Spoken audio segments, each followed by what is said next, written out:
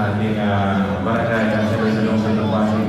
Nagpapasalamat din po ako sa aking pamilya, lalo sa aking bahay na very supportive po sa akin lahat. So, Jem, nalilist ko kay Gemma.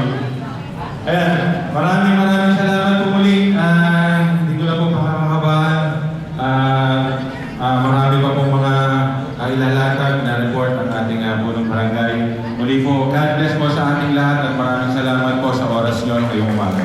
Maraming salamat. Maraming salamat, Kagawad Jess B. Santos. At sa pagkakataon po ito, amin lang pong pinababatid na na-meet na po natin ang attendance ng nakaraang assembly. As of the moment, meron na po tayong 1,355 attendees, residente, aktibong residente ng ating barangay Pinagbuhatan, and almost 83% ng HOA ay nasa loob na po. Palakpakan naman po natin ang ating pong buong programa ngayong umaga. At syempre, nakalive po tayo sa Barangay Pinagbuhatan Public Information Office. Kaya naman, maraming salamat po sa ating mga team bahay. At nakabati na po ang ating mga kagawad. Kaya naman po, ibigay po muli natin ang mikropono sa ating pong Barangay Secretary para sa pagpapatuloy ng ating special session. Magandang umaga sa lahat. Sangguniang Barangay 4th Special Session, March 21, 2026. Attendance, Punong Barangay Robin Rim Salandanan, Kagawad Sandro C. Asilo, Kagawad Rodolfo J. Ugnot, Kagawad Antonio Bello, Kagawad Rosalie J. Umali, Kagawad R.C.B. Lucas, Kagawad Ramil C. Lonto, Kagawad Jess B. Santos, Esker Chair Kale Custillas, Barangay Treasurer Marlene Lonto. Calendar of Business.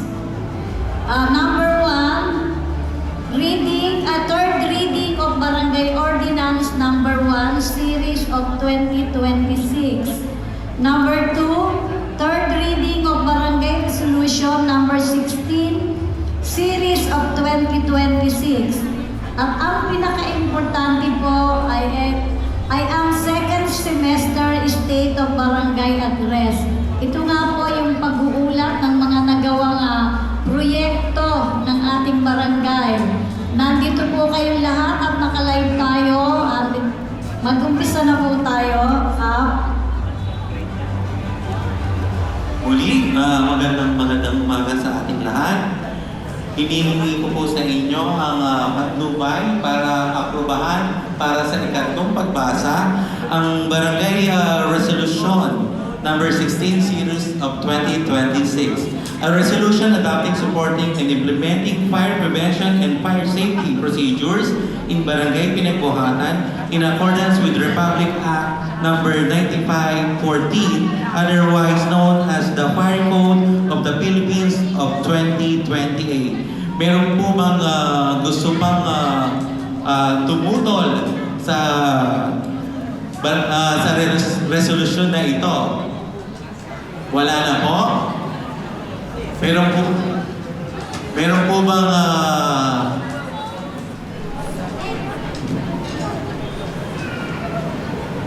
wala na po? Wala na po.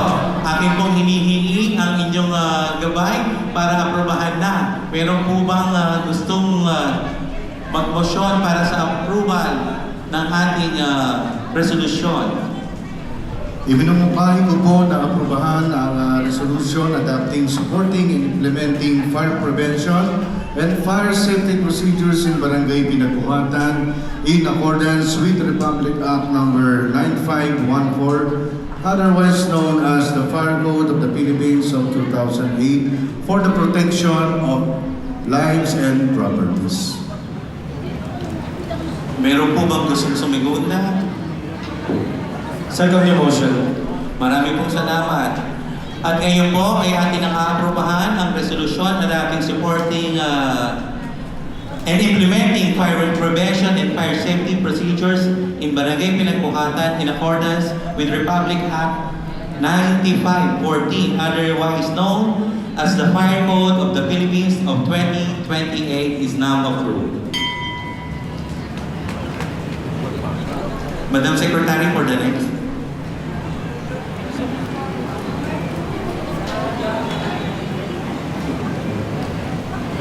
Number 2, third reading of Barangay Ordinance Number 1, Series of 2026.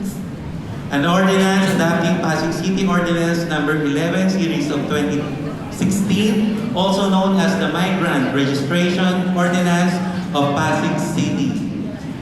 Meron po bang gustong mag-object? Wala na? Maaari po ba natin itong aprobahan na para sa ikatlong pagbasa?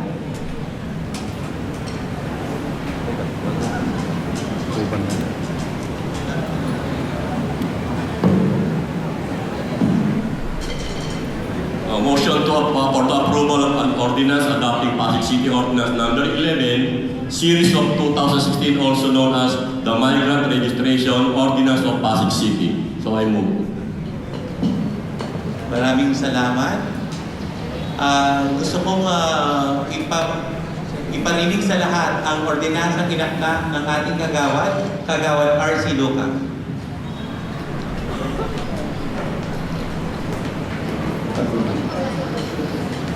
Salamat po, Mr. Presiding Officer. Ang ordinansang po ito ay inadopt mula po sa City Council noon pong 2016. Ito po ay uutos na iparehistro po yung mga namumupahan, yung mga transient, at po yung mga hindi taga-pinagbuhatan na naninirahan permanente man o hindi. So, ito po ay nakikita namin na malaking magiging tulong sa pananatili po ng ating kasiguruhan. So, may kinalaman po to sa peace and order. Kasi po, nagkakaroon po tayo ng problema minsan paghahanap ng isang tao. So, na-encounter po namin yan sa may mga warrant, sa may mga involvement sa drugs. So, kung tayo po ay mag-obliga yung ating mga migrants, yung ating mga renter na irehistro sa bawat HOA, kaya niyo po ba? Dapat. Kasi po, ito po ang city ordinance at ina-adapt ng ating barangay para po makilala po natin yung ating mga kapitbahay, lalo na sa homeowners. Mas maganda po, di ba? Kung tayo ay kilala natin personal yung mga nangungupahan. At para po, kung may maghanap, madali po makikita dahil kilala po natin. So yun po, maraming salamat po sa Barangay Council sa pag-aproba ng ating Barangay Ordinance. Mr. Presiding Officer. Maraming pong salamat. Ordinance number 1, Series of 2026, an ordinance adopting Pasig City Ordinance number 11, Series of 2016, also known as the Migrant Registration Ordinance of Pasig City, is now approved. Madam Secretary. Ngayon po, number 3, ang pag-uulat po ng ating punong barangay para po sa mga proyekto, mga programang ginawa ng ating barangay. Nagsimula po ng 2025 hanggang ngayon po.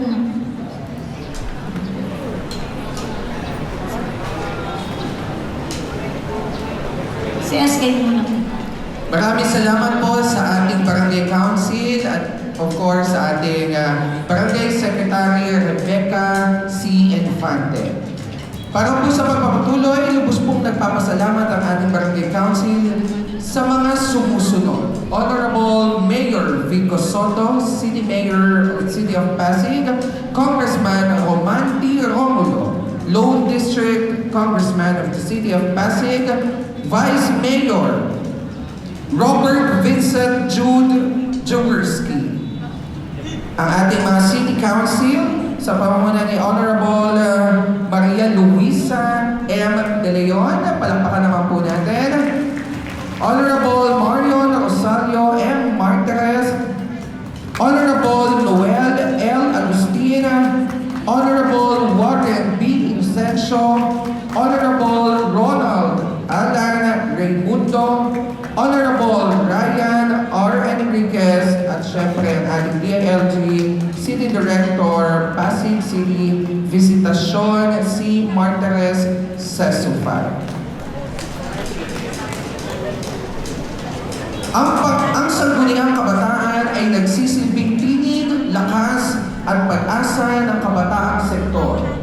Sa kanilang pamumuno at dedikasyon na ipapahayag ang mga adhikain ng kabataan at naisa sa katuparan ang mga proyektong nagbibigay daan para sa mas aktibo at mas makabunhang pakikilahok ng mga kabataan sa ating komunidad.